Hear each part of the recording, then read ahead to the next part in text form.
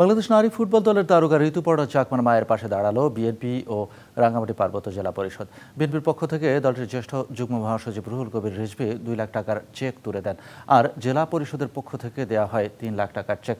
1.5 বছর ধরে ক্যান্সারে আক্রান্ত হয়ে শয্যাশায়ী ঋতুপর্ণার মা বসুমতী চাকমা। তাকে দেখতে রাঙ্গামাটি জেলার কাউখালী উপজেলার মঘাছড়ি গ্রামে যান বিএনপির জ্যেষ্ঠ যুগ্ম মহাসচিব রুহুল কবির রিজভী। এ সময় তার হাতে তুলে দেওয়া হয় চেক।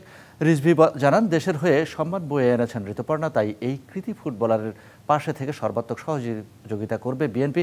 একই দিন ঋতুর মাকে দেখতে যান রাঙ্গামাটি জেলা পরিষদের চেয়ারম্যান কাজল তালুকদার। এছাড়াও রাঙ্গামাটি চট্টগ্রাম মূল সড়ক হতে ঋতুপর্ণার বাড়ি মঘাইছড়ি পর্যন্ত জেলা পরিষদের অর্থায়নে করে দেওয়া হচ্ছে প্রায় 2 কিলোমিটার সড়ক, যা এবছরই কাজ শেষ হবার আশা করছে জেলা পরিষদের চেয়ারম্যান।